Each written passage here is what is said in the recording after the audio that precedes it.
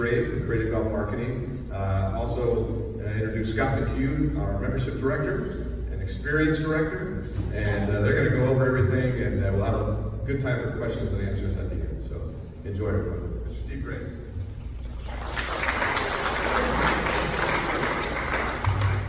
Folks, thank you all very much for coming out tonight. I have a very brief presentation, but important presentation to make to you. Scott and I we're kind of collaborating on this with regard to the role that he plays in harmony with the role that you play. My name is Steve Graves. I'm from just outside of Kansas City. I own a company called Creative Golf Marketing. There are 3,400 member-owned clubs in the United States of America. I have had the privilege of working with 1,500 of them.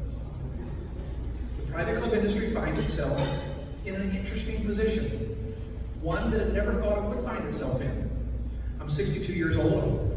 Look a little older than that, but just 62. If you're my age or older, you grew up in the golden era of the private club industry. All clubs were full. They had waiting lists. The coffers were all full. Having a membership professional was unheard of, was unnecessary. Having a membership committee was just essentially to go over the applications of the people who were on the waiting list. And then about 15 years ago, it changed. And all private clubs across the United States had to start taking a more proactive approach to this process. And it's one that commonly is kind of, there's a recoil that comes, as you talk about selling memberships. You know, I watched the faces that joined themselves. You talk about selling memberships, and the body language changed, Scott, with regard to how things go, because it's not an enviable tactic to talk about. You have one of the finest clubs in the United States, and I don't say that just to be patronizing to you. Ladies and gentlemen, I've worked with clubs that held Ryder Cups. Medina Country Club hired me. They held the Ryder Cup in September of 2012, hired my company in March of 2013. They held the Ryder Cup, and membership sales went down. It wasn't because they held the Ryder Cup, it was because they forgot to get the members together and have this chat. And to talk about the prosperity and how the economics of a private club works, and as Mr. Flanagan talked about, the importance of what comes with initiation fees and dues. Ladies and gentlemen, you are only 15 members away from full. But let me explain how really this works. In the private club industry, what Scott deals with every single year at the membership committee and board is about a 6 to 8% attrition every single year at a private club. So let's round up. 300 is full, you're at 285. So if you're 300 members, you're going to lose 7% of your members every single year if Scott runs a perfect club. The management team runs a perfect club. 7% of your members are going to, unfortunately, pass away, move away, have financial circumstances that no longer warrant them being members of the club, or have health circumstances. We cannot stop those four things from happening. So if you think about a waiting list, your board of directors, the reason we're here tonight is because they're being proactive. They're not letting the club get into a position of having 30, 40, 50, 60 openings, which many of my clients across the United States do. And so if you look at how to get a waiting list, you actually have to have 300 people and a waiting list of 21 to be full. Because over the next 12 months, you're going to have that rotation of people who go through.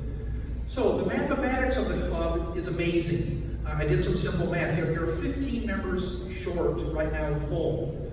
That mathematics with regard to initiation fees is $225,000, capital dollars. In dues, it's $210,000, hospitality money. For Scott, you and your team to do more, to give your members more, and to keep the dues stable. So the membership professional blossomed in the private club industry. You've got one of the best in the industry. I've worked with 1,500 private clubs. I know good ones and I know bad ones. We've had a wonderful time working with Scott, but there's a big misunderstanding as to what membership professionals do. They don't sell memberships. They facilitate the sale of a membership.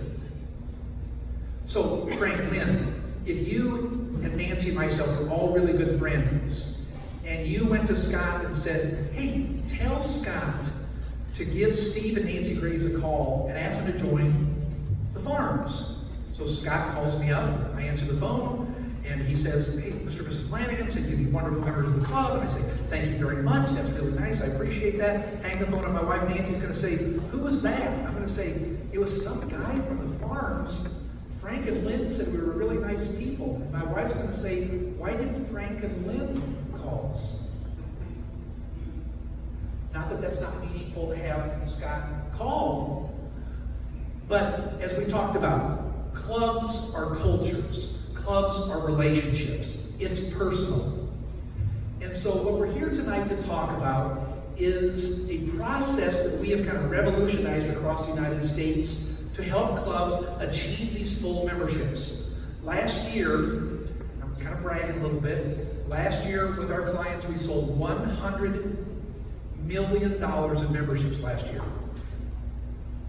100 million. I didn't sell a membership. I didn't know one person who joined a club. We're the architect that designs a perfect building, and in collaboration with Scott and the professional team, you build the building. But we give you all the elements, all the keys, all the aspects of it to build the building perfectly so that you get to that full position. But the most important thing is it's people that you invite that you know will assimilate well into the club. Scott and I were talking earlier today how important that is as he has people that he takes out of the golf course and brings around the club. When it's by membership referral, there's this dynamic that's palpable. When it's someone from off the street who says, oh, I've heard about the farms, and they come and he asks if you know somebody at the farms, you see a dramatic difference to it. So tonight, we're talking the message, the mission, the tools. The message, Frank, you said beautifully, Scott, there's an economic side that is so important to continued prosperity of building capital improvements. One of my jokes is the private club industry is like the amusement park business. If you're not building bigger and faster rides, someone else is. If you're not constantly working on the golf course, making sure that you've got the finest, Landscapes Unlimited, I will tell you, one of the finest in the United States. You know who they do the work for? Augusta National.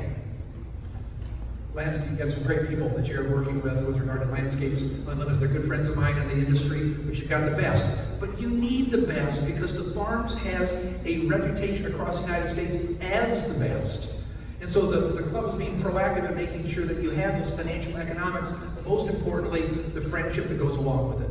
So tonight, we have for each of you in the back of the room as you leave, a membership packet. It sounds kind of silly with regard to the importance of this, but it is unbelievably powerful. It is designed for you to give to a friend and invite. One thing we're not going to ask you to do is sell any memberships. Successful people hate to sell. Successful people hate to be sold. That's why my presentation needs to be quick. And successful people hate to fail. What typically happens with membership marketing is this. Scott, you and I are friends. I'd love to have you join the club. Say it's $22,000, but I can get you for $15,000. The dues, I don't know, my club is pretty high every month. What do you think? And so what happens is the club has asked me to go ask a friend to join. I've gotten up my courage and I go to my friend and I ask him and I'm selling him something. I'm not giving him an opportunity to try it out. I'm not giving him an opportunity to in fact experience it. I'm saying, boy, there's a financial benefit, and if you join right now, I can get you for $15,000 instead of $22,000. And he's going to do what almost everybody does.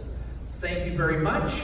How are your kids? Boy, it's been raining a lot. How's your teams doing in basketball? And both of us are going to turn around and walk off and go, boy, that was awkward. And I'm going to say to Scott, if I'm a member, I now don't know anybody. You let me fail one time, and I will come back with this phrase, because it's like saying I have a bad back. If I say I have a bad back, you can't, how can you tell me I don't have a bad back? So if I tell you, I just don't know anybody, it's tough for you to in fact say, oh yes you do. Well, you all do.